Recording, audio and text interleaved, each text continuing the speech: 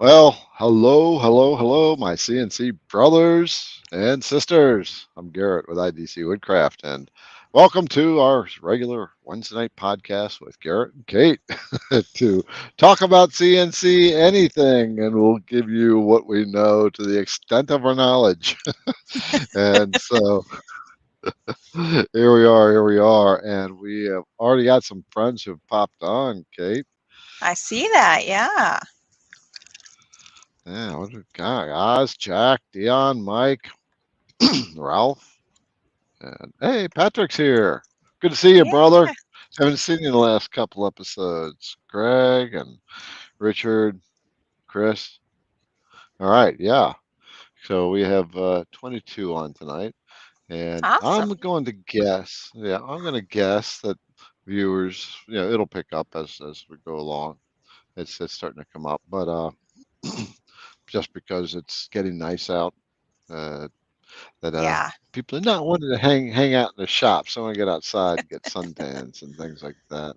I Hey, we need a got another suntan. Jack on board. Jack Longman and Wood be would be. I like it. Nice. Okay, so here we are, Garrett with IDC Woodcraft and Kate with Rise and Shine Wood Signs, and we are here to share with our CNC brothers and sisters, and they can share among themselves as they commonly do, dialoguing with each other about Yeah. CNC and whatever else. So whatever CNC questions you have, just throw them out there, and we'll see what we can do. And if we don't know, we'll throw it back out to the group here, and you guys can help us out. Yeah. That's what it's all about. So Community. yeah. Yeah, Anthony has popped in, and Daryl. So Kate was going like a bat out of hell to get here on time, weren't you, Kate? Yeah. I was, oh, I hope there's no cops on here. I was driving like 90 mile an hour trying to get back through the back county roads. I'm sure if any of you live here in Indiana, you know it's like straight as could be. My son had soccer practice. So I was like, whoosh, flying over here from Gotcha. like 40 minutes away. It was a little wild. That's a long ride going fast. Well, while we're waiting, I'm going to share with you what I am working on. So you know that I've been talking about it, the new that I have the bit, the hog, Mhm. that has been out for about a year, extremely popular roughing bit. Well, I've upped that to the beast, right? It's a different design, different style, Yes. and so I've been really pushing it through its paces. But I needed something that I could really see what the limits are because I have not been able to push it beyond its limits. Um, like I've run it at 600 inches per minute through 3/4 inch plywood. Uh, It's pretty serious. just yeah. And so now you see that big chunk there? Oh, please tell me you are not going to try and do that. I am. Why not? This is a solid piece of maple beam. It's an Holy. old school. Yeah, this bastard's heavy too. Oh Ye- God. So Wow. why am I doing this? So it was old school, made the old way. You see all those little. I don't even Yeah. know how they used to make them like that, and I feel sorry for the guys that had to do all that to turn that into That's a like beam. that's like almost like a railroad tie. Yeah, but it was like probably inside of a barn, like a pole barn or something like that. Yeah. So what I'm Yeah. gonna do is I was gonna set it up on the machine, but it's twisted, Mm, and so I've got to be a little creative to set it up and then plane it, surface it. I don't have a mhm. planer, and then once that's flat, then I'm gonna fart around to dig into a piece of maple with the beast, just see what I can do. I'm almost like, Yeah. why am I doing this? A piece of maple, but um, It's a beautiful piece of wood, that's for sure. yeah. Almost hate to do anything to it right now, as it I is. know. It's just a pretty piece of wood. But I live in It Madison, is. Indiana. Madison, Indiana is from the 1800s or started in the early 1800s. So there's lots of this kind of stuff around. We got Oh some my other people gosh. joining in. Keith is here and Tim. Tim, um, I'm going to send you an email, my friend. You're going to like the email. Um, and let's see, Dean, I see we got Dan, Dan. Les Bedford. I don't. It looks like he's a new one. Keith Kessler. Just curious, what percentage of your shop work CNC versus other machinery? In my shop, almost everything's machine CNC. I got two long mills over here. I've got a CO2 laser, and I have the Phantom here, and a table saw over there. I got chop saw drill presses, but they're kind of packed away. I don't use them that much. How Yeah. about you, Kate? Well, I've got my CNC. Um, God, I can't think of the name of bandsaw. I've got my bandsaw here, and then on the other side of this door is my big pole barn, and I have a panel saw, which I use a lot, my table saw, chop saw, planer, and then of course all of my wood. And then I do have a drill press, but like that's, a drill press is kind of not something I use a lot. So I would say my saws, table saw, panel saw, planer, and CNC are my main go-tos. If I'm doing a lot of like charcuterie boards and stuff like that, or like, oh gosh, what do you want to say that? Like certain types of woods that I need to kind of trim edges off and stuff, I'll use my bandsaw, but for the most part, it's mostly CNC. Yeah, interestingly, many people who get into CNC routers, they don't have a lot Mm-hmm. of woodworking equipment, right? There is a percentage that are woodworkers that have, there aren't the arthritis is kicking in, or they, just got to start being a little careful on the body because their body's a little experienced these days, and Yeah, so they switch over to CNC. But I almost never use alternate tools outside of CNC routers. On really? occasion, I do. Yeah, That's yeah. surprising. On occasion, I do, but it's not needed that much. Most of the stuff I do, I can do on the CNC router. Yeah, but again, most of That's my fair. time is spent teaching. That's not making a lot of projects. Yeah. Um, It's hard for me to do that because as you know, I'm a born creator, so not doing as many projects has been really hard for me, trying to step away and do more teaching. yeah, as an entrepreneur, when you got your focus, so here's CNC business advice for those of you getting into CNC business. Um, you really have to drill in and narrow your focus. So my main Yeah. business is IDC Woodcraft, right? Router Hmm. bits. So there's a lot of attention that goes to that, and Yeah. and a lot of resources I have to make, like the router bit app that took a while to put together, right? Yeah. I'm So sure. yeah, if for those of you watching, if you don't have the IDC Woodcraft app, go to your Apple or Google App Store. I'm not sorry, Google Android App Store, and search it up. It's going to be one of the handiest little apps that you could that you'll get your hands on, because it's got all the different kinds of router bits. At least in the IDC Woodcraft store, it's got all the feeds and speeds. There's various different materials. It's got different CNC routers, like if you have a Makita or Ryobi, you have different speeds for each style. So also the 1.5 inch, 1.5 inch surfacing bit. Uh, I've been out of stock on. A lot of people are looking for it, so it's going to be in stock. That was one of my Nice. prototypes. It's like the only one I got. Right, is my I my love that. I my love that thing. test Oh, prototype. That's it beats out the 1 inch for sure. It goes so much faster. yeah, it's So incredible. I love it. just so you know, when I put out a notification to CNC, I'll post it in CNC Insiders, Yeah. send them an email, let them know first. Also, if you've been on the website and you've looked at it, there's a little banner on the side, a little what they call a sticky button, and Hmm. that it says if you want to be notified when it's back in stock, it'll send you an email, right? Yeah. So I And almost expect it. literally, when the email comes through, guys, like go buy it because the odds of it being in stock are so slim. It's crazy, especially like Yeah, that surfacing bit. I always try to keep like two in stock, just because I use them so frequently. So make sure to get them if you want them, because man, it's Yeah, Some of those nicer bits are really, really hard to get when you want them. yeah, yeah, they are. Okay, so we got some comments. I had a thought in my head, but I can't remember. But we got an opinion question Okay. from Facebook user. I think you need to tell Facebook underneath the video. I think it says allow StreamYard to display name. So if you want to keep yourself a secret, don't push that button. I think that's what happens.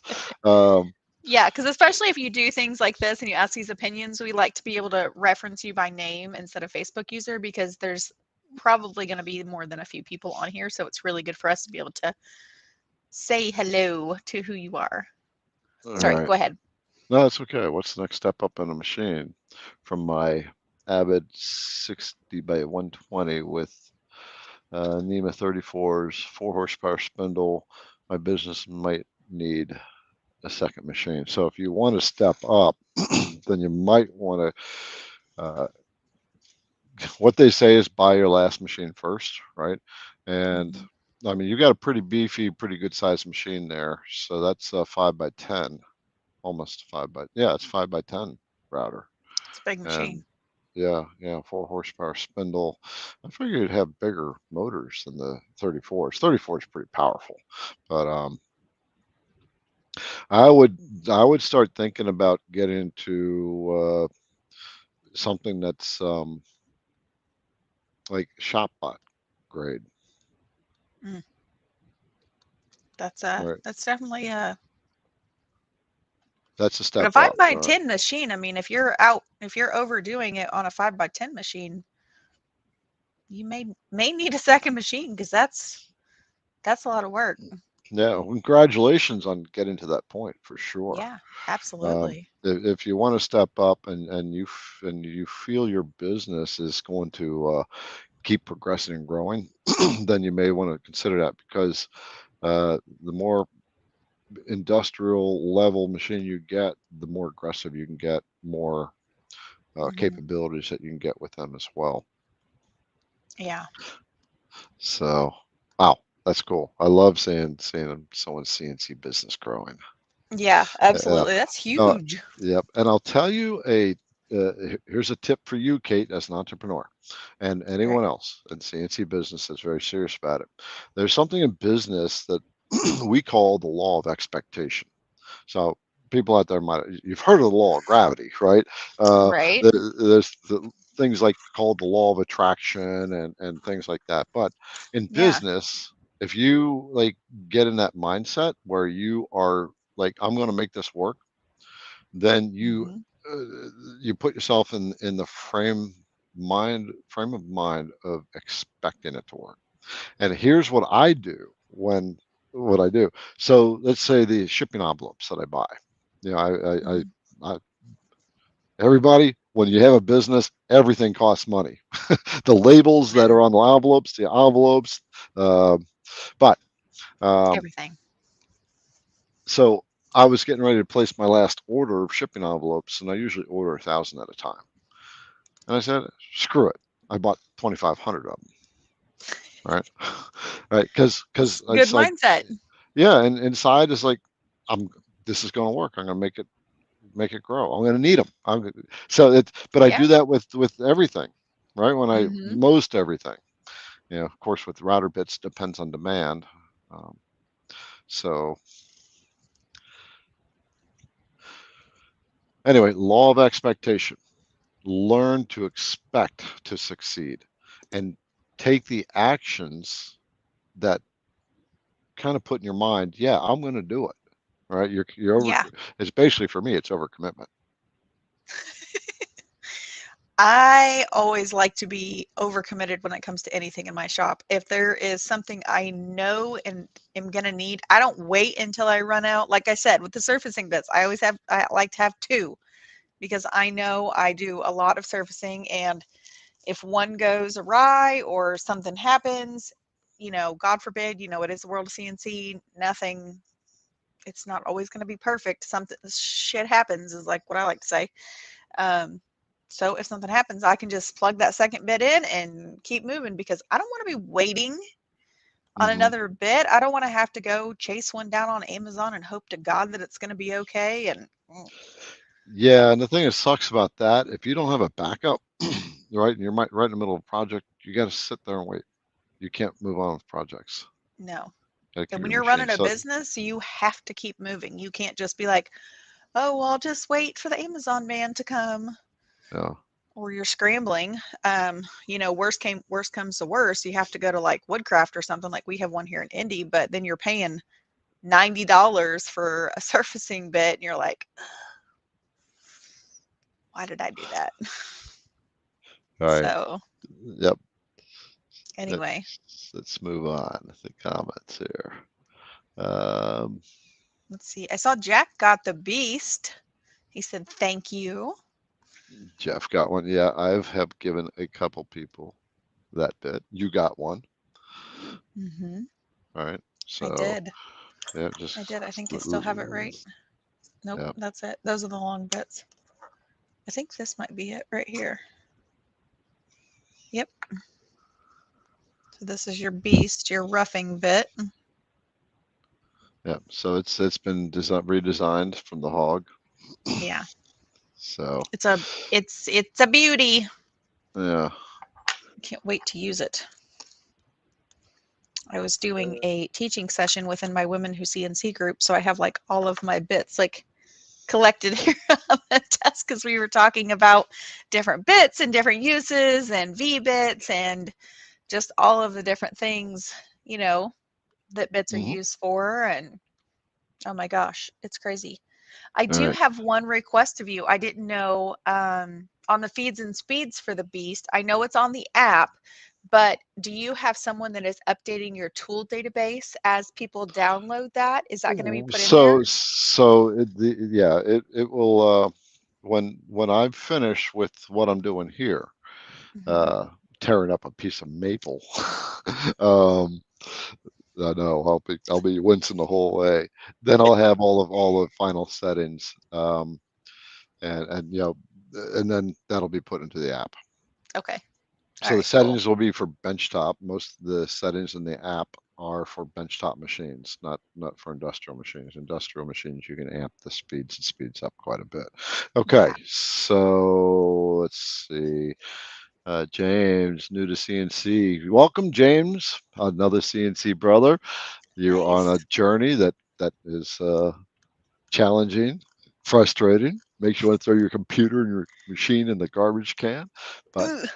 yeah, I would love to take a wedding picture and turn it into 3D memory, and help would be appreciated. Love the channel. So, if you're gonna do something like that, to create the 3D model, you have to have a software that can create the 3D model, right? Mhm. So what Kate and I both use is the Vectric VCarve Pro. That Mhm. does not have 3D modeling capability. So you can work with Fusion, which is free, all right, but it's Mhm. kind of engineering, or you can buy Vectric Aspire, and the Aspire has the VCarve capabilities in it, but it also has a modeling builder on it. Um, Yeah. what would your advice be to a new CNCer who's thinking about creating 3D from pictures? Hmm. Uh, I would not recommend it. I'm going to be very honest. If you wanted to do something really special instead of the 3D carve, I would maybe recommend the VCarve photo option. So basically what it does is you take a V-bit of your choosing and you can upload the image. There's a lot of really great videos on it. If you want to reach out to me in my email, it's in the description of the show. I will help walk you through that. It's a really neat option. Basically what the V-bit does on it just takes a bunch of like tiny, tiny little ridges, and then you can kind of clean out in between that photo V-carve, and then you can paint it, and then you sand it down a little bit more, and you can actually still see the image, but it gives you a photo V-carving. It's definitely a little bit of a technique, but a 3D carving, oh my gosh. I mean, I'm a year and a half in now, and I've dabbled with some 3D carvings. It's kind of like I'm advancing into that world, and I'm still finding like, oh my gosh, it can be very overwhelming. So trying to learn a new software as a new CNCer, and then trying to implement that in, and then finding your right tools, and then you're going to run into like I was just talking with Garrett in one of our last sessions that he and I were talking about doing a 3D carve, and I actually had to order a couple of long bits because I wasn't thinking about the depth for the 3D carve. And so he was like, if you have these short bits, you're not going to be able to get the desired result. And I was like, oh my gosh, yes. So there's just a lot of things for the 3D carve that you really need to stop and think about. And I think maybe seasoned CNCers have a little bit more knowledge. But as far as brand new, I would check out the V-Carve photo tool in Vectric. It's very cool. There's a lot of really neat options, and I think that would be a very unique gift, but very doable for a newer CNCer. Mm. Yep. The thing with the carving, like a 2D or 2.5D type of project, is very different. So when he's saying 3D, he's actually talking 2.5D. The 3D is full all the way around. 2.5D is like embossed, raised up, kind of. I don't have Like any. what I did with my wedding. Yeah. Gosh, I wish I Yeah. even. Oh well, I don't have it anymore. But still, that takes a skill. You have your design in your CNC software where you can work on 2D levels, Yeah. and then you have 3D on top of that, and the building a 3D model is another skill altogether. Oh, yeah. Yeah. And not only, even if you were to reach out and have someone build you a 3D model, like on Fiverr or somewhere else, you can actually get the model, but then knowing what to do with the model when you get it into the software is a whole nother ball game. Like Right. it's almost like speaking a foreign language a little bit. So Yeah. We don't want to scare you. Make that no. a good thing to aspire to. But you should Yes. always need to start at the bottom at the beginning. That's why I have that list on my website, idcwoodcraft.com. You scroll down on the site, there'll be a link where Yes. you can download the videos I've created, and they're all organized for you. So you start at Yes. the top and then just start working through it, and just build up the CNC skill first. That Mm-hmm. one of the biggest mistakes I see at CNCers, we're all like that, right? We're creators. We want to make stuff, and we want to make it now, right? Yeah. But I have seen way too many people get their machine. The first thing to do is put on a nice beautiful piece of maple, and they start running it, and they break their bit. They've ruined the first piece of wood. They keep trying when they haven't taken the baby steps first. Yeah. So You've got to walk before you can run, brother. I'm sorry, but yeah, that's just how ain't it is. I ain't had to no way around see it. Jack right above that at 8:06, right above James's comment. He said, "You gave me a laugh. I bought my first machine, 4x8 ATC, and never touched a machine or CAD in my life." I like it, man. That's jumping off the swimming pool with no water in the Yep. pool, and trusting that water's going to be there when you get down. You Way know to what, go. Jack? It's okay. I'm proof of that. I bought the 150 Journeyman. It was the biggest model that they made. I had never run Vectric in my life. I never had touched a CNC before, and I jumped off the deep end. But the key is persistence. You got to stay with it. You've got to work at it every day. You've got to want to work at it, and that Yeah, is going to be your key. yeah. And for those of you who don't know, what an ATC is an automatic tool changer. So on his CNC router, he doesn't have to manually change every bit. He has what they call a magazine. It'll either be a rotary magazine or a rack, and all his bits are already stationed. And so in this design software, you'll always see a tool number. Mm-hmm. If you don't have an ATC, the tool number doesn't matter, right? Right. But if you have an ATC, the tool number matters because the machine in that magazine, every tool station has a number. So Yeah. ATC stands for automatic tool changer. And if you want to get a preview of that, you can go over to Tools Today on YouTube, and in their videos or in their shorts, you can look at all of the different videos, and you'll see him go and grab a different bit and then pop in a new bit, and you'll get to see that kind of in live motion. It's very cool. It's something I would love to have one day. All Yep. right. Okay.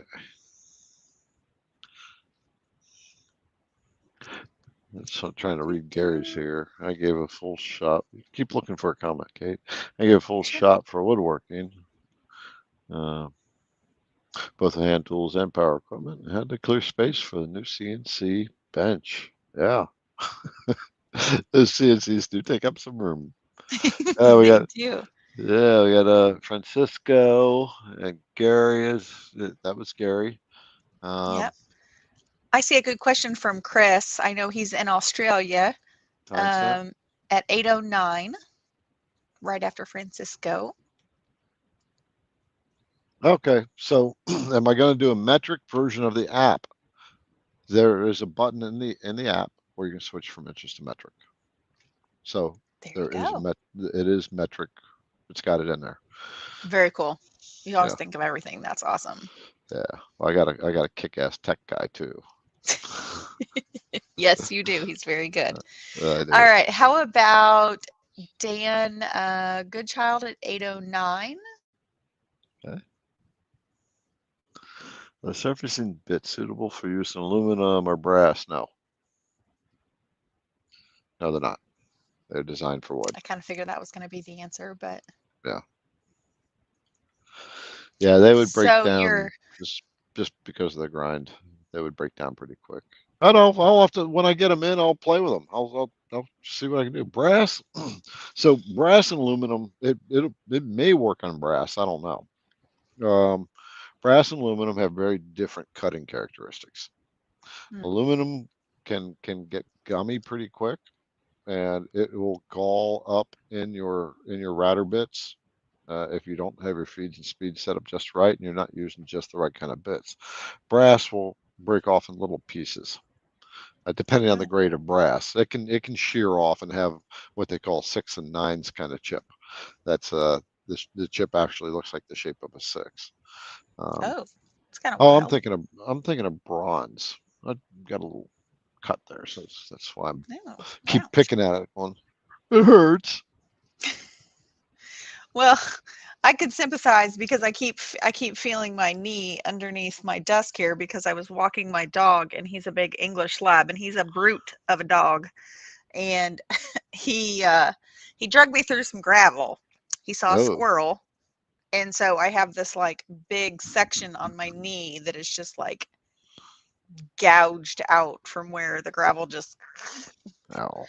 I'll spare you the details, but yeah, I know how that feels. Okay. It sucks. Would be sold as heavy machines. No, yeah, only has a 3x2. So our Facebook user right above, right underneath our aluminum and brass. Um, yep, I think he was the one that said that our had our 5x10 machine, and I think he's asking you the Shop Saber Pro or the IS with Sounds ATC. so or IS or is that or is ATC? I think that's emphasizing the word Or is is. okay. Yeah. So Shop Saver Pro. So the ATC. Uh, I'm gonna guess that generally those are add-ons to the machines. I'm not sure. You have to talk to the company. So the Shop Saver is a CNC router, right? It's industrial grade Mhm. CNC router. Um, that's one of those machines that you can, do a lights out run with. Mm, Um, but ATC, the automatic tool changer, um, is either an added feature to it or it just comes with it. nice.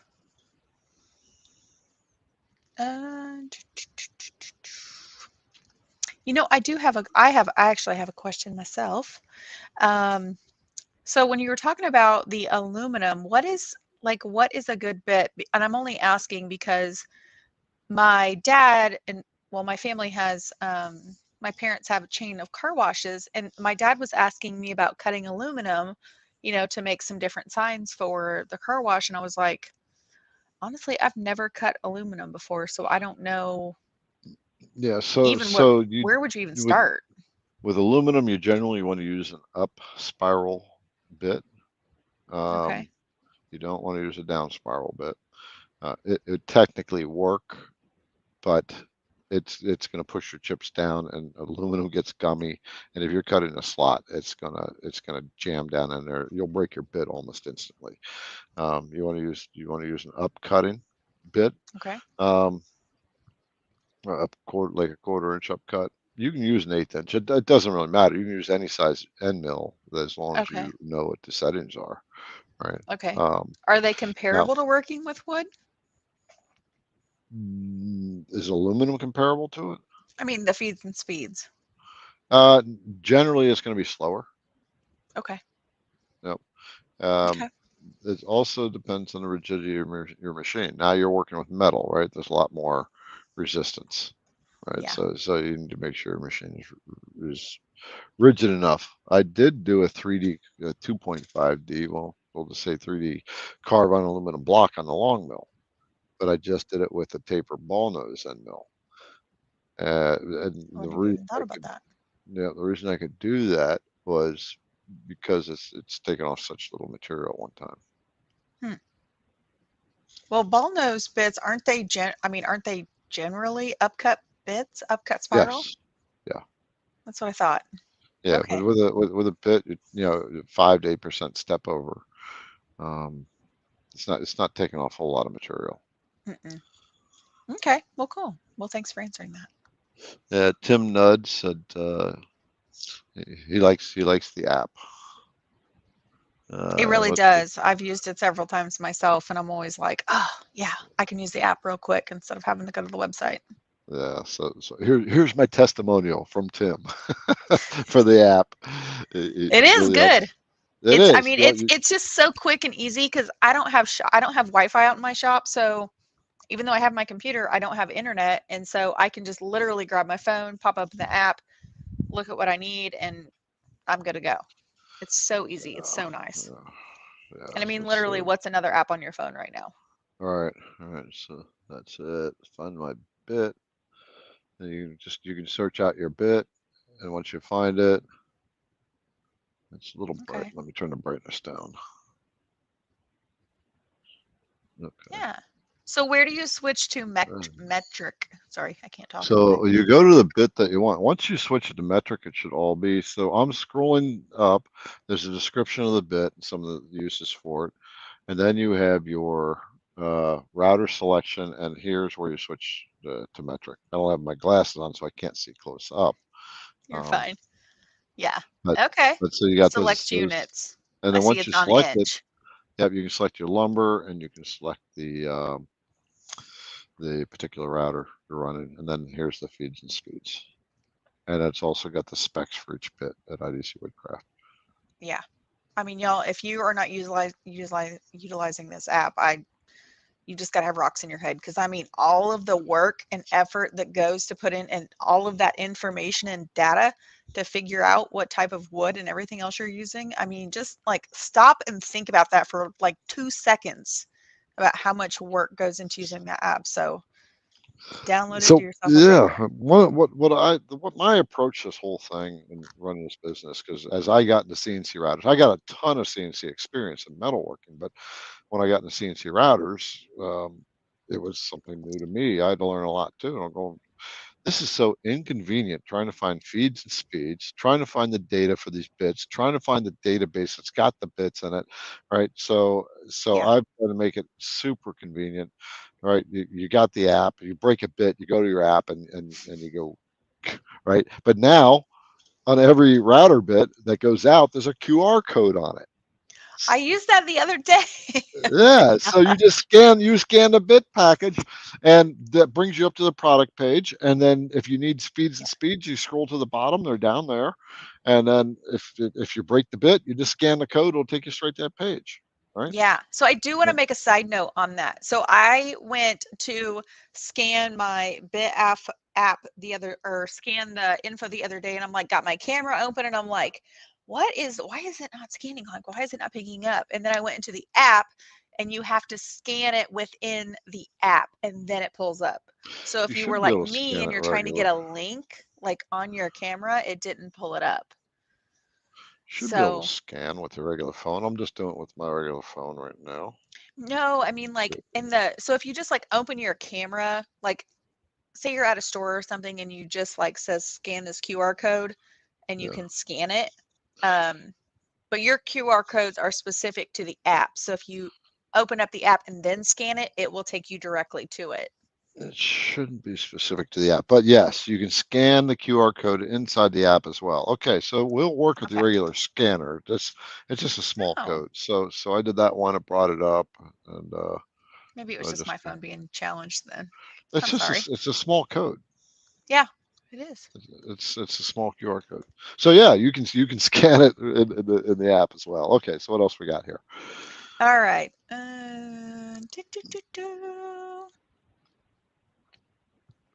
Steve Bradley said I got an email about the 3/16 bit, so I ordered one, and then an hour later it was out of stock. The Been there. 3/16, yep, the 3/16 compression bit. So let me tell everyone how I do this when I release CNC router bits. Um, if you're in Facebook, in the description above the video, or YouTube, the description is below the video, um, there's a link to CNC Insiders. And when I have a new release, before you even announce it to public, I will talk about it publicly like the beast, but the CNC Insiders will know about it first. They get first dibs, right?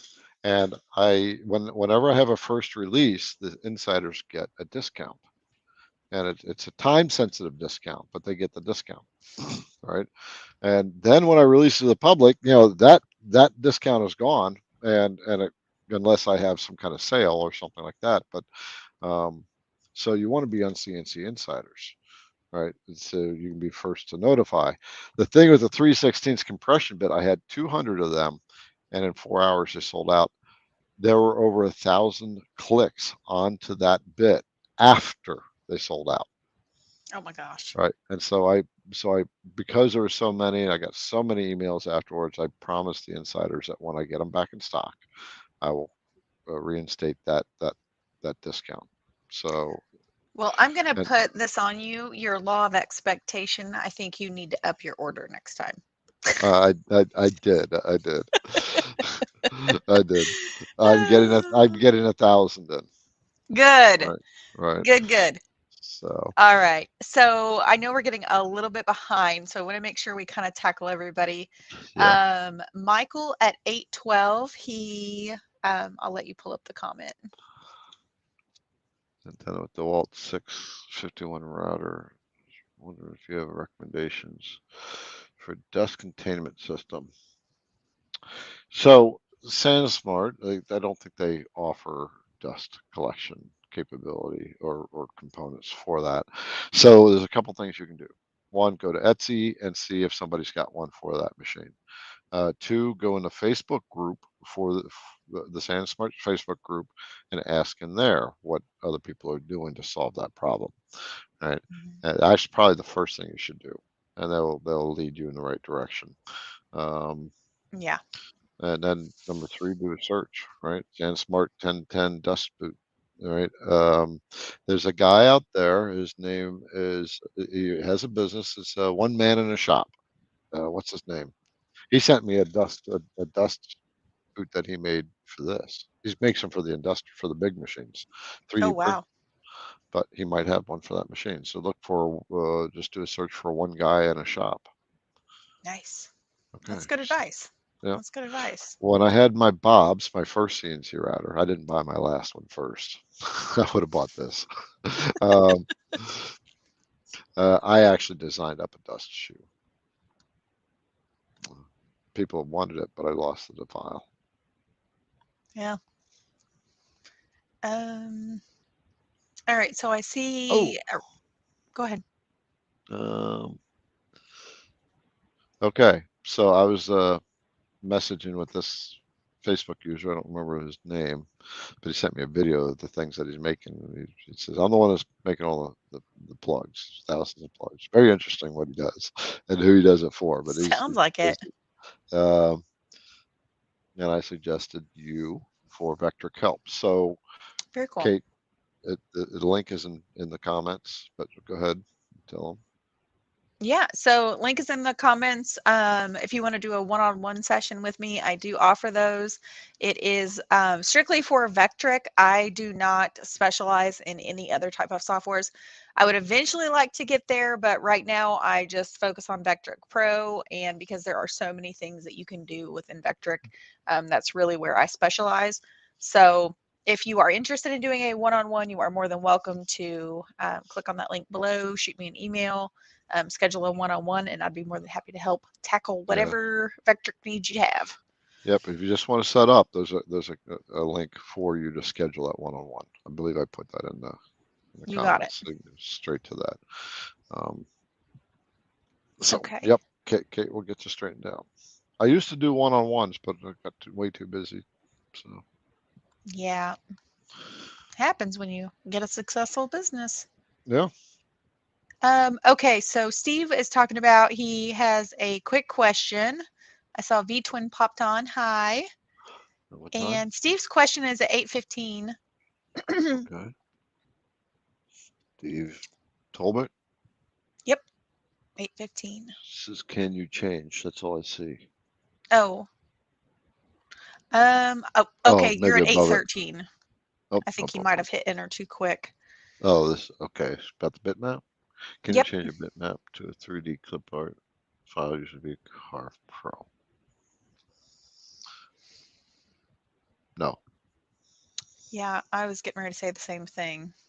no. You cannot create 3D models at all whatsoever in VCarve Pro. You can import them. You can import STL files. Right? Yes. STL files are the 3D models. Yeah. Okay. I see one of the ladies is on. Oh, Renata. well, you're talking to ladies, then what about your Facebook group? Oh, yes.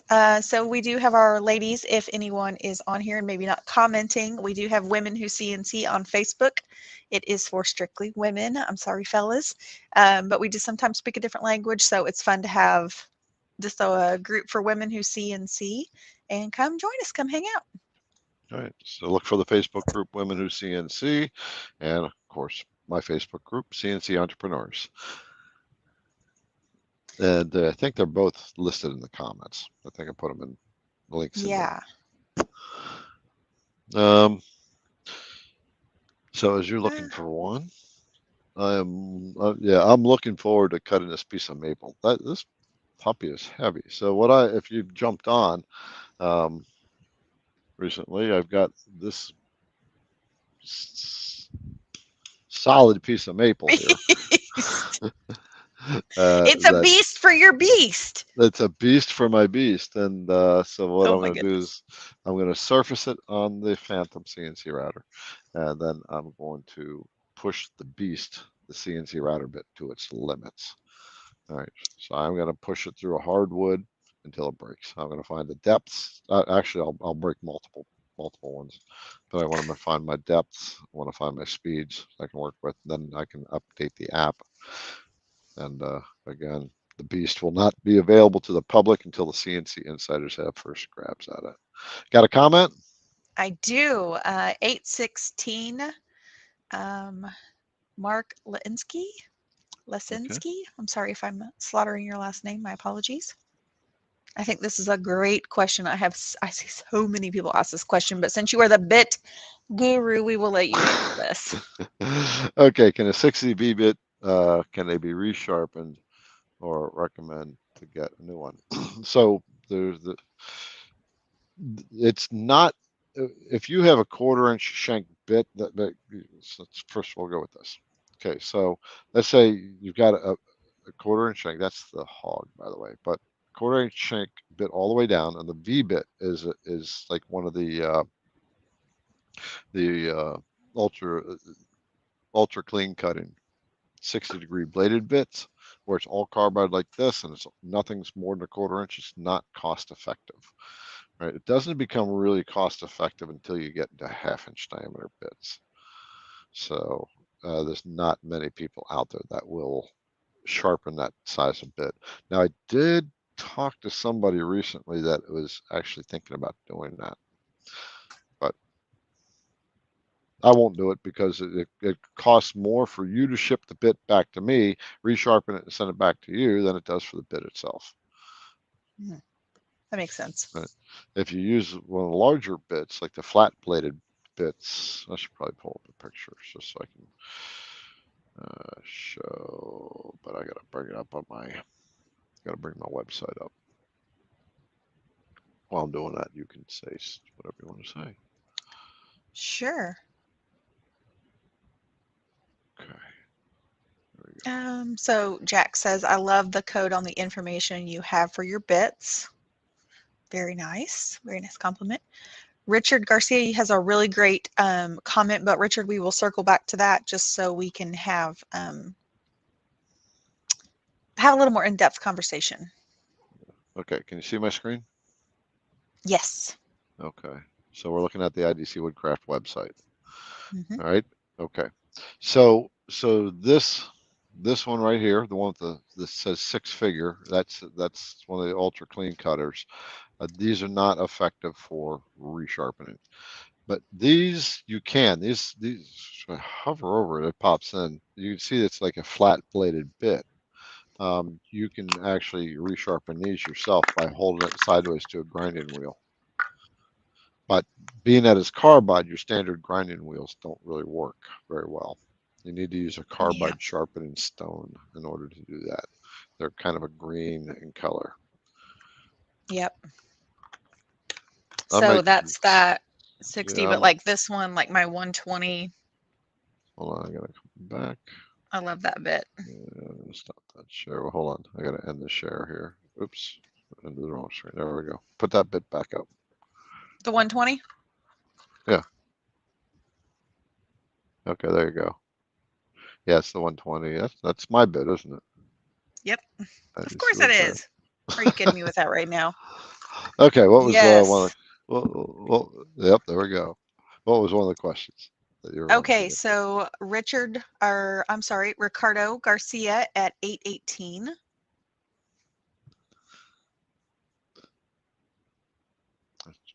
I know the CNC can cut 5-inch circle wheel, but how do I make a channel around the perimeter of the wheel to place rubber edge banding with? So he's talking about putting a groove around the outside of it, so you can put like the tire on the wheel. How do you think you'd solve that? I have to think about it for a minute. I know this is just me being a little bit of a rookie CNC. I feel like this is a little tricky. I know there is a bit that has like that rounding edge, and I feel like I've used it before, but I'm gonna let you run with this one. Okay, so what I would do is I would use something like this. This is a surfacing bit, right? Depending on the thickness of the groove, right? Like this one here, this is the 1.5 inch. This was my prototype, my final prototype that passed before I put these out. Yeah. Got a 1/4 inch cut on it. So what you would do, I guess we're gonna get into Vectric. Wait a minute. I gotta disable that comment first. And let's go into Vectric. Okay, can you see my Vectric screen? We can, yes. Okay, all right. So there's my coolest project I've ever designed right there. Ooh, that's beautiful. Isn't it? Okay, so let's change the size of this project. So by the way, if you're seeing flashing on the screen, there's nothing we can do about it. We're not sure why that happens, but I think the project screen part does not do that. So let's just say this is the wheel there. And what you need to do with this type of bit, so you got a 1.5 inch bit, first of all, is understand the depth of the groove. So this is the outside of your wheel right here. And Mhm. So let's just say your groove depth is, we'll just say it's a 1/4 inch. I'm going to do an offset by a 1/4 inch. 0.25. Okay. All right. So this line is the outside of the wheel. This is inside the wheel, the groove. Okay. You would need to use. I'm just trying to think of the math, figure the math real quick. Okay. So what I did is I created the diameter of the bit, right? And Mhm. okay, roughly the edge of the bit is on inside the groove, right? That's going to be a 1/4 inch. This is a 1.5 inch bit. So we have a 1/4 inch here and then a 1/2 inch to the center of the bit. So you're going to have to make a circle that is bigger than that. This is kind of fun.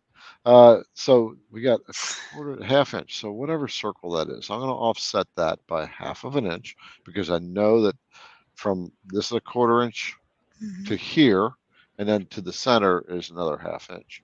So I am going to offset this outer circle by 0.75. 0.75. So you're taking the offset line and Yeah. doing an offset of the 0.75. Yep. Okay. Oops. That was 0.5. Needs to be a 0.5. There we go. Okay. And now what we'll have to do is the bit will have to follow this profile. This is in the Vectric software. So the one that's highlighted right now is actually the edge of the wheel, but this is going to be the tool path that you're going to have to follow. But you have to be really careful because you're going to have to do what they call lead in to get that bit to come in right. Right now, if it tried Yeah. to cut that circle, it's going to plunge straight down and chop out this section of the wheel. Mhm. So we have to do something that's called a lead. So I got to create the tool path first. It's going to be what they call a profile tool path, I believe. This actually gets a little complex. We have to have our start depth. So I'll just make the profile. So we have to have a start depth. We'll say your wheel is 1 inch thick, and that's going to be, no, we'll say it's 0.75. I'm going to do, it's 3/4 of an inch thick. So my start depth would be 0.5, and my cut depth would be 0. I believe it would run like that. Yeah. That's yeah. Okay. That's kind of what I was thinking too. Yeah, and then I have to grab. So, yeah, I'm pulling it from the IDC. Everything's flashing for me right now on the screen. So, It's not too bad. It's just the add tabs to a toolpath is what's okay. flashing. Other than that, it's not bad. Okay. So, just so you know, what I'm showing you here is the IDC Woodcraft database, the router bit database for Vectric. And on the IDC Woodcraft website is the database. You can download it and install it for Vectric, Carveco, Fusion 360, and Carbide Create. If you use easel, I can't give you that because easel doesn't work that way. It doesn't import a database. So I'm installing the surfacing bit, and now it's not, I don't think it's going to show it right here, but I got to set my material values real quick. Um, Okay, 0.75. We also have to profile out the wheel. I've got to set that second, another tool path. So I'm going to do a profile with my quarter. Oh, okay, this is how I have to do. This is the way to learn. Designing quick on the fly. Um, so I'll use the 1/4 inch compression end mill. I'm going to set that to the outside, and we're going to go all the way through on this one. So it starts at 0 and goes to Z equals. Just so you know, if you want to cut through your project, instead of typing in the value right up here, you can type in Z equals, and that will put in your Z depth that you have set as the default. And I'm Mhm. simply going to run that one. Of course, no vector selected. How many times do we do that, Kate? No vector selected. We're not going to talk about it because this is why Okay. teaching sometimes is so hard, because it's just like second nature for us to just like keep moving, and we have to like slow way down. Yep. So It, Vectric is not going to show this properly. You notice that it cut it out here, but yep. um, even though I set the start depth, I'll have to play with that. I did it once before, but it's not going to show it properly because the surfacing bit is set up as an end mill, and so Vectric thinks it's just one long straight 1.5 inch cutter, So it's and just going that's to go. yeah. So it's not quite set up to. Otherwise, um, if it had that, it would show this little hub on the other side. Yeah. So Um, basically, it would but just come in and then make like a yeah, but like we an also indent want to. all the way around, so you have that like grip. Yep, but you also want to do what they call a lead. So I'm back in the profile toolpath for that, for the groove in the wheel. Hmm. And down towards the bottom, you have several tabs: ramp, lead, order, and some other things. Now, if you don't see this menu in your Vectric profile toolpath, there's a little checkbox up at the top. You need to check that box and it'll pop up. Yep. It says show advanced toolpath Yeah. options. Yep. If I A lot of uncheck people it, miss that. yep. If I uncheck it, you see everything got short.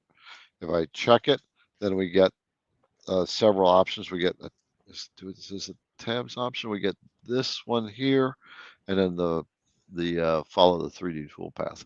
Anyway, so you have these 5 tabs right here. You go to leads, and you have to add a lead, and then you have to set your lead so that the outside of that tool will start outside of the wheel diameter. So I would say our lead, since the radius is,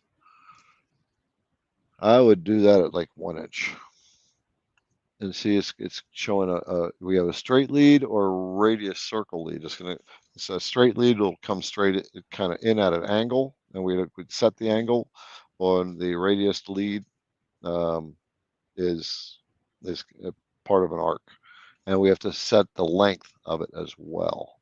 So I'm going to set that to 1 as well. So it's kind of a complicated way of doing this, but now you see the toolpath has been generated. So it's going to, that red line is the rapid line. And then there is like a cyan line right here. You probably can't see it. Yeah. That's the plunge line. That's the plunge rate. And then that blue line is the lead in, and then it's going to come around the circle, and then it's going to come back out, and it's going to lead out. And then it's got that one there, which is green, which is the lead back out, or the anti-plunge, maybe we'll call it. That works. Did We'll that go make with that. sense? Did that make sense to everybody? I hope it made sense to Ricardo, because there you are, brother. Yep, but Ricardo, I would say experiment with that. That's a little advanced thinking on this, Hmm. but And sometimes lead-ins, that's what it is, what it yeah, takes. I would suggest learning the lead-ins and learning to get in the habit of it. If you've done profile cuts on projects, I was just seeing if I had a piece laying around, you might have noticed that there's a little dig where the router bit went in. Hmm. All right, you know what I'm talking about, Kate? Hmm. And what that's called is a dwell mark. Right, so Yep. it comes in, router bits, they deflect a little bit, and it sits there, and that can work. It can chisel away that whatever it's caused it to deflect, right? Yeah. But Because it's it's like, just it's almost like it's pulling away from the material, because it's going down and then it wants to pull away, and then it's trying to work through all that material. So yeah, that's why and it, when you use the beast or the hog bit, you have your standard profile cut, and then you want to do um, an yeah, allowance, and you only want to use like, I don't know, I would say maybe like an eighth of the actual bit, because you don't really, I don't know, I always use so if you have a 1/4 inch bit and then you cut that in half, that's your 1/8 inch bit, and then another half of that would be like 0.06, and that's why we say no more than an allowance of like 0.06, just because then you're starting to get into that. And if you're trying to do that finish pass that's going all the way around and you're getting that really smooth edge, that's when you don't want that deflection. You don't want that bit to go in and then trying to be pulling away from the material. So it's just taking off such a small amount. And that's what's going to give you those really smooth edges, because a lot of people see those that like the step down marks in their pieces, and they're trying to get rid of that, and they're trying to sand and sand and sand, and it's really just a simple allowance to give you Right. that.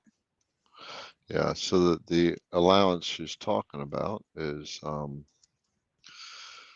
if we go in a tool path, some of them will have it, some of them won't. But right here is what they call allowance offset. Yeah. Okay, and the allowance offset offsets the router bit a little bit. So the hog and the and the um, Beast.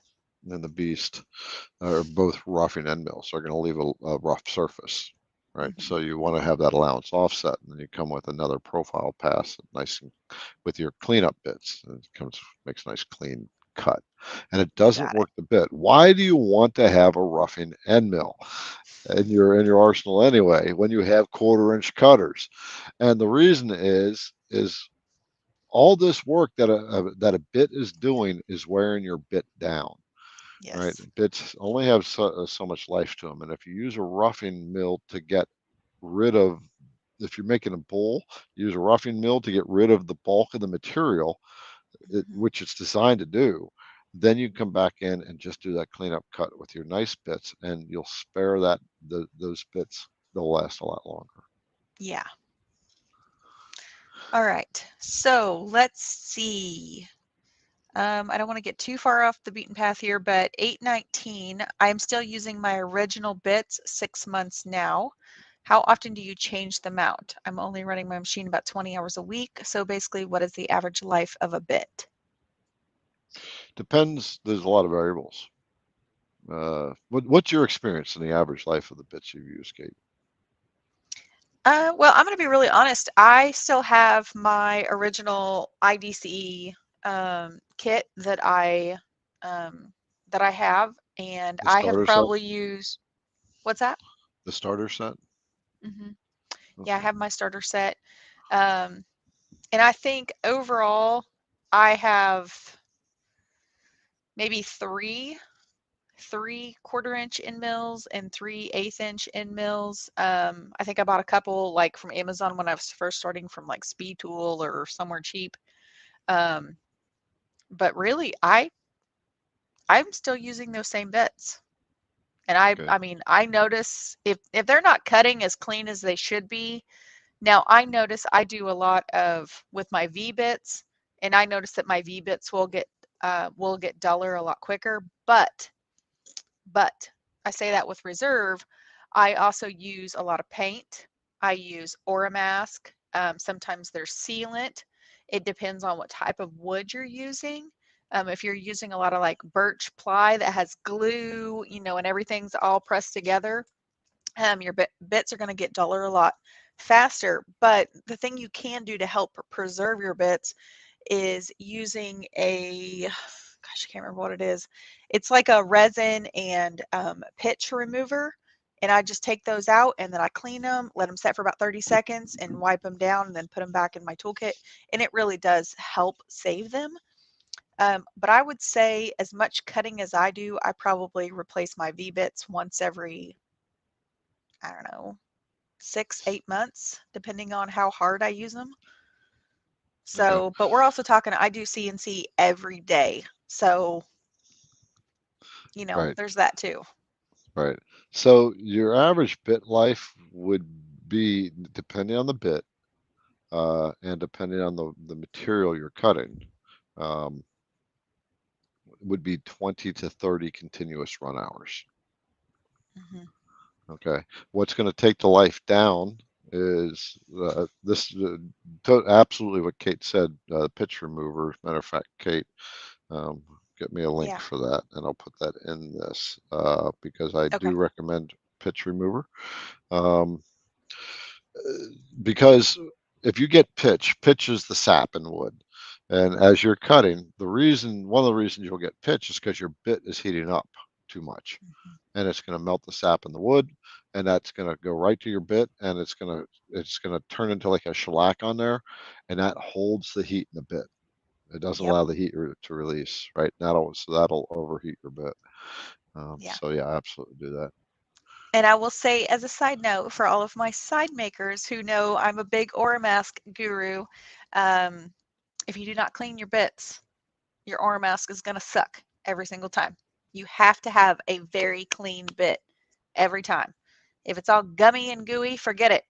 The aura mask is going to spin and it's going to be a mess, and you're going to be going, what is wrong? And I can give you step by step instructions, but if your bits are not clean and they're not sharp, forget it. Just throw it away before you even start because you're just going to be frustrated. Kate is the Aura Mask Queen.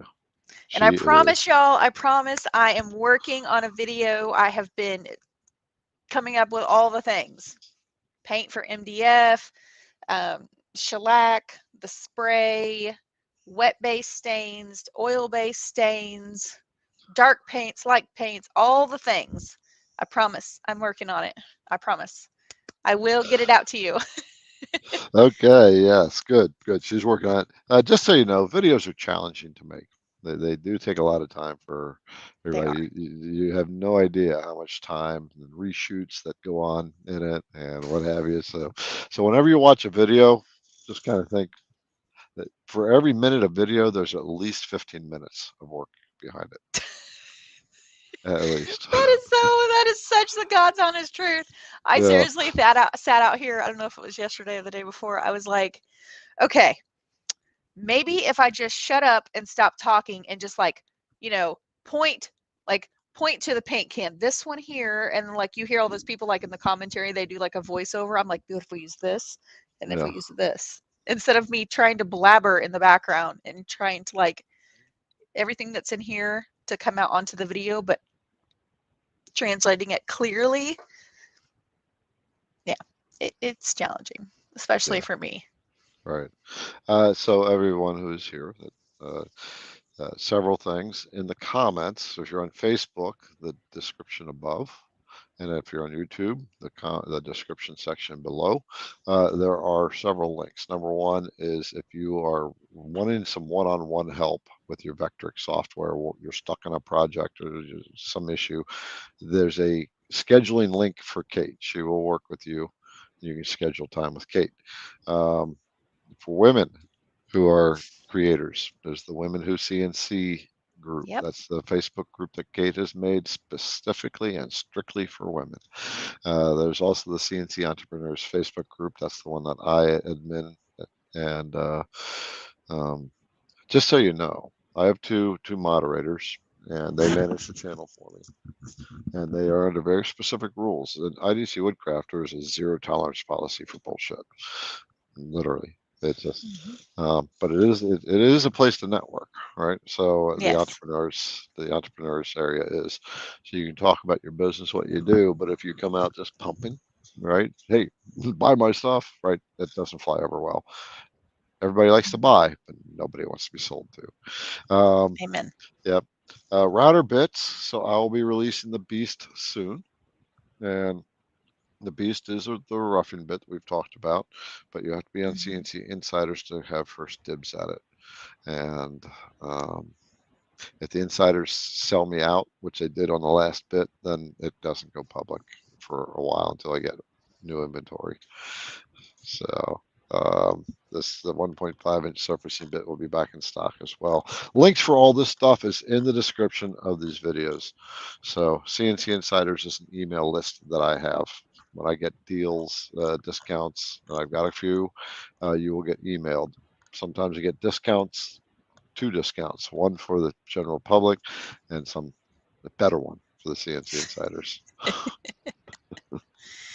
All right. So we are coming up on an hour and 10 minutes. We still have a lot of comments to push through. So I want to make sure we try to get everybody taken care of. So I don't want to be rude to anyone, but I definitely want to try and tackle a lot of these comments. Um, So of course, if you need a further explanation on any of this, feel free to reach out, shoot me an email, shoot Garrett an email, and we will try to elaborate if you need us to. Well, be But, careful with that oh, because okay. I get upwards of 100 emails a day. Right. Yes, you do get a And lot more emails than I I do. get emails, people are asking me specific questions about a vector, they're stuck on an issue, and Mm, what I'm doing is I'm directing them now to this pod, to this live episode because it's not sustainable for me anymore to that's troubleshoot very true. I'm sorry. individual Yes. vector stuff. So Okay. just So let's go back.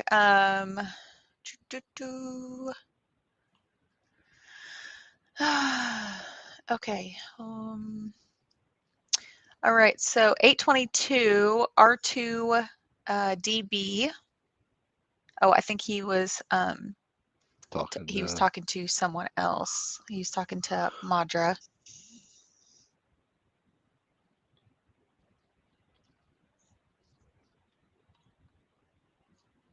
I'm not sure if there is a generalizable average lifespan for job shop type work, one-off projects. Most will oh, only last until their first crash. what's that? Oh, okay. I think they were having like maybe their own private conversation. I Yeah, might have yeah. misread that. It's just answering his. So another Facebook user. I'm also new to the CNC and wanted to cut out trivets. What is Trivets. that? What are they? I think trivets are like little dishes. Okay. But most of the files available are for laser cutting. The question would be, can laser files be cut on a CNC? And what bits would you use? Go look up a trivet. But in the meantime, you can answer that. that's literally what I was doing right now. Okay. So bear with us so we can see what a trivet is. Okay, it says an object placed between a serving dish or bowl and a dining table, usually to protect. Okay, so it's kind of like, yeah.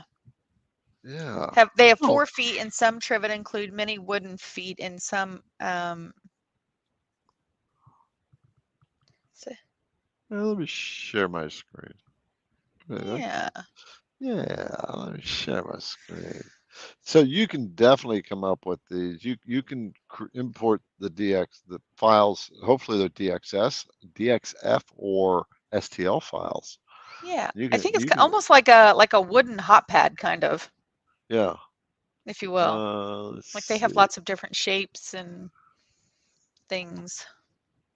You see my screen? Mm-hmm. Yeah. You're good. So this one here is probably a laser, but you can cut this on your CNC router. No Oh problem. yeah, 100%. This is laser. It's just burnt in. This can be cut. This tree one to the right can be cut on your router. Yeah. That's just a piece of wood with grooves in it, right? This can be done out of a Easy. single piece of wood Yeah. and be done on your CNC router. You'd have to flip it over. These are That, really cool. yeah, those are very cool. Go down to the next row, that like second one where it says bamboo. That's like what I had in my head, like a. These are actually really easy to design. If it's a circle and slots, Yeah. right? So what I would do is I would get used to the designing aspect and just Mm-hmm. design up your own. It's very simple.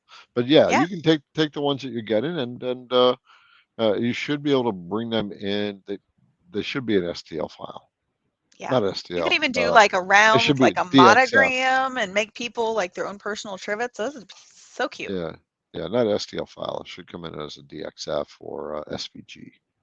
Yeah. And if you Super have easy. those, then you can import those into your. You want SVG, everything accepts SVG. Somebody said MDF is a great material to start. Grant, thank you for that comment. Yes, MDF is great for new beginners, but again, with your bits, MDF is a compressed material. It has a lot of glue in it, so make sure to clean your bits when you're using MDF. And also a Yeah, dust boot because it can be toxic to breathe in. yeah, MDF is extremely dusty. but it's really good. It's inexpensive. You make lots of mistakes. It's very forgiving. The Yes. difference with MDF versus regular wood is it's very consistent throughout. Meaning, is in wood you have a grain, so you have dense light, dense light, dense light, and that can have an impact on your, yeah, that can have an impact on. What are you pointing to? This piece of Oh, okay. cherry. Oh, that's a nice big piece. Is I that know. going to be the table you're going to make me? The river table? I'm still No. waiting on my river table, you know. Oh my gosh, I know I'm terrible. No, I actually have 1, 2, 3, 4, 5, 6 cherry 8-foot boards that I have. I'm waiting on them to hopefully finish out drying. Oh, Lord have mercy. They are like, I've brought them in from my shop. I think they've been drying for, I don't know, like a couple of years, but like a little bit of rain got on them. We had like a little bit of a leak in our shop. So I brought them in here so they would be safe and they could finish drying out. All right. Okay. This is kind of fun. So, Darren took CAD CAM in high school in '93, looking to get back into it. CAD CAM is a completely different world than what it was back then. Completely Yes. different world. The good thing is it's a much easier world relative to what it used to be.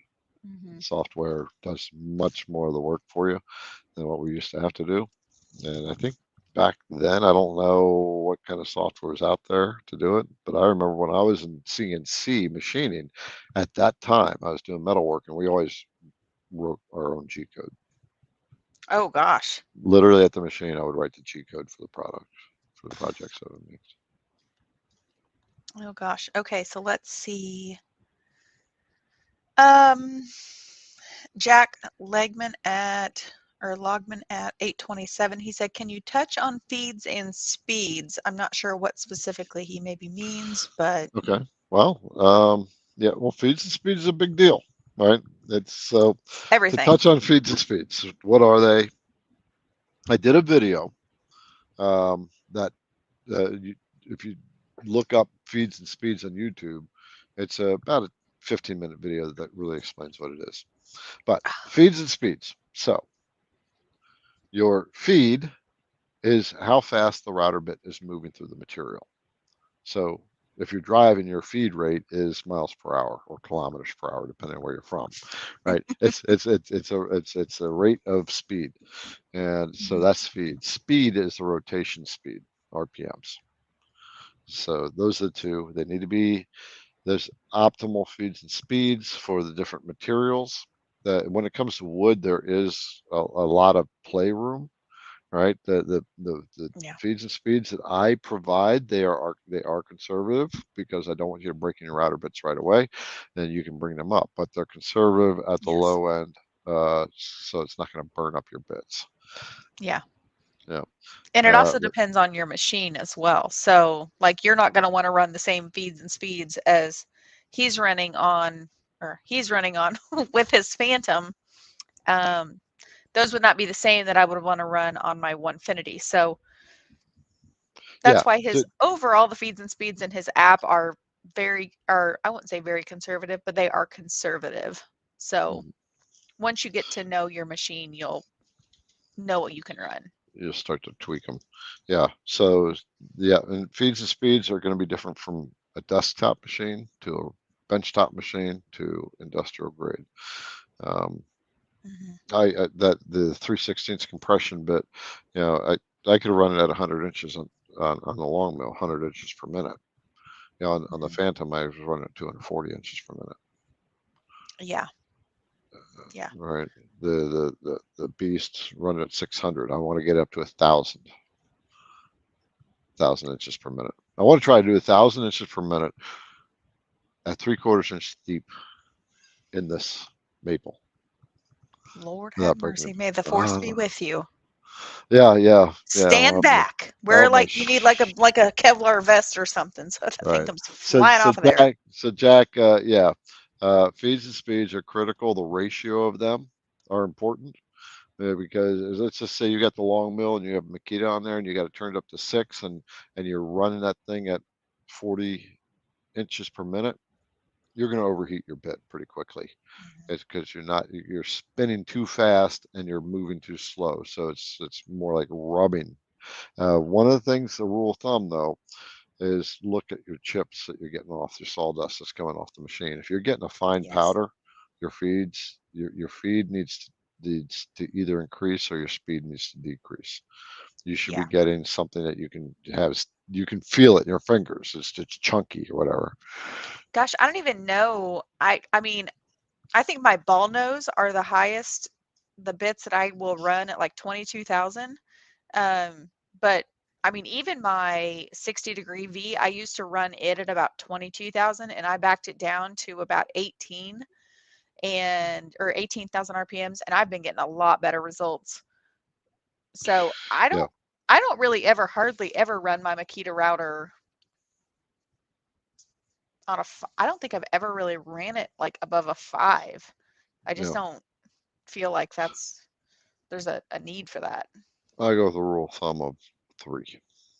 Set the Makita 3? to three. Yeah, Yeah, yeah. 22,000 But I feel like is really like pushing it for me. Um, I just don't normally run it that high unless it's that 1/8 inch ball nose, and then I'll 22 is probably where I feel most comfortable. okay, So that's you said a good point though. What was it? I was trying to hold the thought in my head. Darn it, you're fine. crud. Oh, you said that the 120 you backed it down.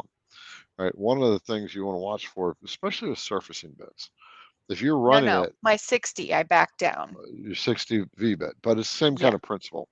Yes. Um, yeah, there's an optimum there as well, right? Because it starts to rub instead of cut, right? Mhm. And so, but in this type of bit or any kind of bit, if you start to see burn marks along the outside of the cut, then your feed rate needs to be turned up.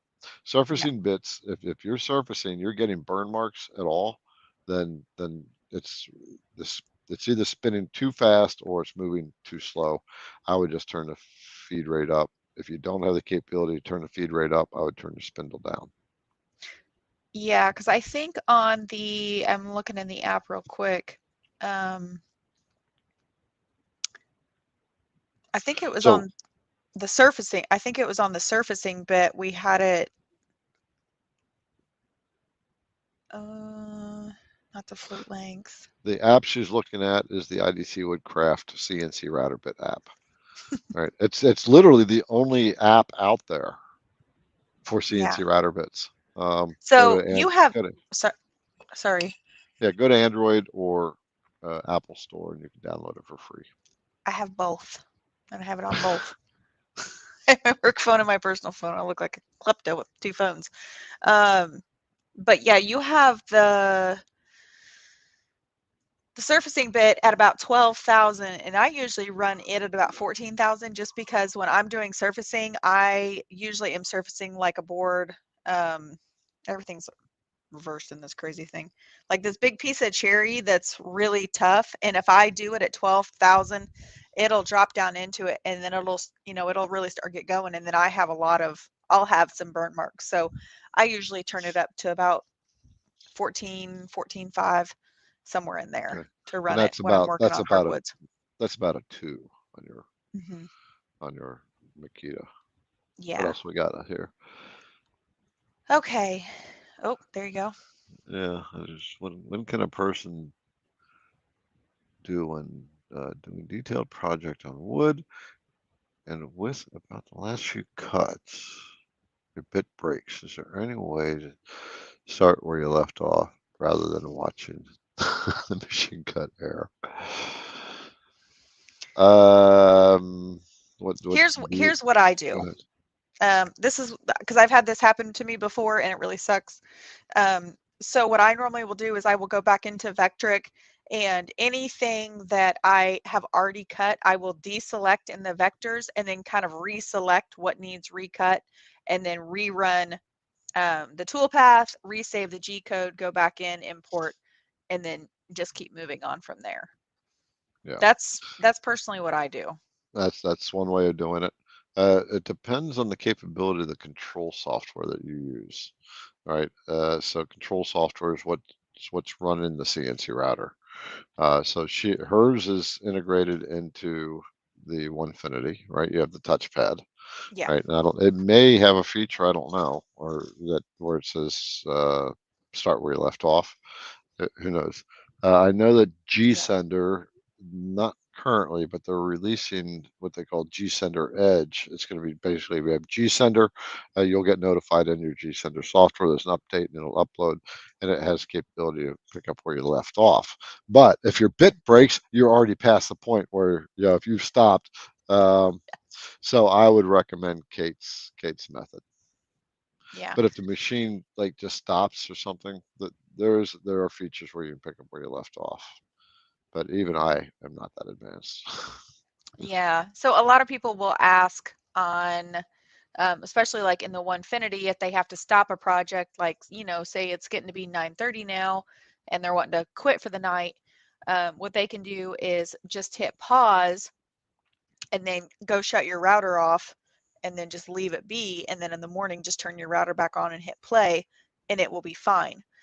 The other thing that I've noticed some people get kind of caught up on a snafu on is they don't know, like, let's just say there's a storm and the power goes out. Take a picture of what line of G code you are on, and then you can go down and scroll down and set which line of G code you want to start on. Turn your router on, hit play, and go, and it'll pick up Mhm. where it left off. So Yeah. that's another option. Yep. Okay. I'm gonna just show what Kate was saying. Just for those, if you're using the software, you don't know what she means about the eliminating a couple of lines. Yeah. So here we'll use this one here. So this is a project that I've done, and I actually, if you buy the starter set, the IDC Woodcraft starter set, you get a whole bunch of files, and this is one of the ones you get. You get instructions with everything, but it's also available on Etsy. Um, Going over to the tool paths, you can see down here I have multiple tool paths in here. 1, 2, 3, 4, 5, 6, 7, 8, 9. So let's say it already ran the first 5. Kate is going to come back into this little checkbox and she's going to uncheck the ones that already ran. And then she will just come back in and resave her tool paths. It's only going to write the tool paths for whatever is checked there. Mm-hmm. So You hope that got it. makes, yeah. Makes it a lot easier than having to rerun every single thing. Yeah. Yeah. Unfortunately, a bit break in the middle of your thing, it sucks. Many of us have had it happen and just gotta Yeah, roll with it. it does. Um, so let's see. Chris said at 8:29, okay, he found the metric conversion button in plain sight. How about the database? Is that the same? Not at a work computer for live. So I think, Oh, okay. The databases in the IDC store are to install into your Vectric software or your Carveco, your Fusion, right? So that's not something that I'm thinking he's downloading. Can you download it on your phone? No. Did I interpret that right? how about database? Is that the same? Not at work computer for live. I think so. I think so. Database. So the database numbers. Or So you can't. Yeah. maybe is he talking about metric and inches in the database? Because like you can change it in the Oh, app. oh, oh, Can oh, you oh, change oh. it? But I would think that however you have your like I don't know, Your pull up the Vectric like in a toolpath. I'm pretty sure like whatever the toolpath or whatever your tool yeah. profile, I'll have depending to on think. what you have your Vectric set to So be calculated in. the way this works. This is a good question. All right. So in the Vectric database in the database I have, they're not metric. So, but that's not going to make a difference. Okay, because if you have your vectric set up for metric and your post processor is a metric post processor, it's going to convert those feeds into metric units, but to the same feeds. That's what I was thinking. Yeah. Whatever you have your vectric set for will make the conversion for you. I think that's what he was asking. Okay, Steve Bradley at 829. I think this is a great question. Read it. Oh, can you do more vectric tutorials like the firefighter logo that have files can be purchased or download for that purpose of following along with the video and steps at the same time? Okay. So the firefighter video, the Maltese cross, that is available on Etsy. Right. So have that. I don't have files where you can say, okay, there's your starter file, and then you can work with it with me. Right. Yeah, Just so that you is one know thing I that. am working on kind of behind the scenes at trying to work a little bit more, that y'all will be able to maybe purchase like in the model, like in a subscription model where I will teach you how to do very specific projects step by step, because those are such in-depth tutorials and they take a ton of time and effort to do. So that is something that I am working on. But yeah, if y'all have suggestions about projects that you would like to see, I'm more than happy Yeah. to Yeah. take that So you suggestions. know that firefighter video, that's like an hour and a half long, and that took Yes. 5 days to create. Right. Exhausting video. It is. Yeah. It is. I have a project. I get a lot of questions about my sunflower that I make. My seven layer sunflower. I get a ton of questions about that, and a lot of people want to know how to make it and get the sizing and everything just right. And it's like, it's grueling. Right. Wow. There's a lot of comments that have piled up. And we are actually at the end here, 9:30, 9:31. All right. Well, Just find let's. we'll find one more. So just so you know, every Wednesday we do this, starting at 8 o'clock Eastern Standard Time. We'll be on for an hour and a half and answer what questions we can. And yeah, been quite lots of good questions. They're getting good. So Kate is Yeah. searching for the last one to get. Aluminum equals a lot of WD-40. Okay. Yeah, so V-Twin I'm. uses I see a WD-40. lot of really great questions, and I promise I'm not trying to skip over your questions. I was trying to see if there was something in here that we have not touched on. Someone that may have had a question. Um, While she's looking for that, would be you asked about MDF, if drilling in MDF um, with a CMT drill bit. I don't know what a CMT drill bit is. I know that I have the lightning bits. yeah. You just boop, boop, boop. They're super fast. Yeah, I've seen those. They are nutty. So Madra asks, this is just for me in our women's group. Kate, do you have a live session tomorrow night with Rise and Shine? Um, I'm gonna have to double check and look at my schedule. I had a couple like kind of last minute things with my kids pop up, but I promise I will post and let you know once I get that checked out. Um, okay, I see a couple just really quick ones I can touch on. What is the procedure for painting wood carved signs? I see many different options, but I would like to know which is the most effective and efficient. Oh, Autumn Honey, that is a very Give that's me a a complex timestamp. question. Yeah. 844, Okay. Autumn 265. Um, the really quick and dirty answer, if you just want to like carve a sign and paint it, you can paint your sign. You can use your aura mask, and then you can use some sanding sealer, put that over the carved sections, and then paint your sign. Take your aura mask off. That's a really quick and easy way to do that. If you just have a hunk of wood, like this cherry piece of wood, and you just want to carve something into it, and then you want to paint it.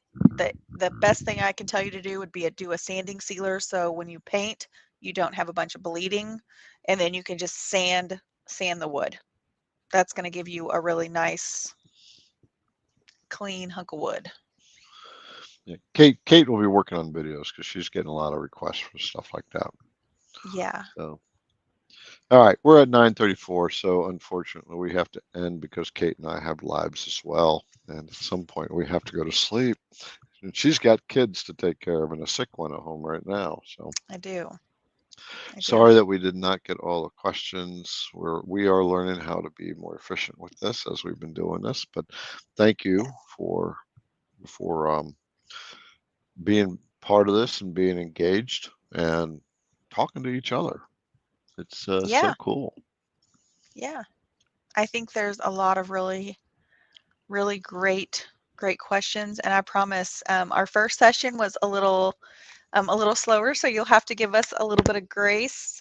We didn't have near as many questions, and this second go round we have been getting a ton of great questions, so we will try to calculate that in and try and keep our answers maybe a little bit shorter and not as long-winded, so that way we can make sure and get all of your questions answered. I would love for you guys to go and give this a thumbs up. So that kind of pushes that out to the community so other people can join in and see what we're doing here and trying to help the community and help you guys. Yep. So Kate does a one-on-one, so there's a link in the description, Facebook and YouTube. yep. So you can schedule with her. If you're female, you can join Women Who CNC and subscribe to her channels. Kate's got a YouTube channel as well. I think I've got everything in the description, but we're adding. All right. I feel like every time we talk, we're like, oh yeah, we need to get that in there. Oh yeah, we need to get that in there. All right. Well, okay. Well, very cool. Next Wednesday, 8 p.m. Eastern Standard Time, we will be here, or we will be square. I was trying to say be there or be square, but we won't be. We'll be here. We'll be here, or we'll be square. Right. It's supposed to be there or be square, but we're changing it up because we can do that. Right. Okay. Say bye. Bye, everyone. Bye, guys. Have a good night.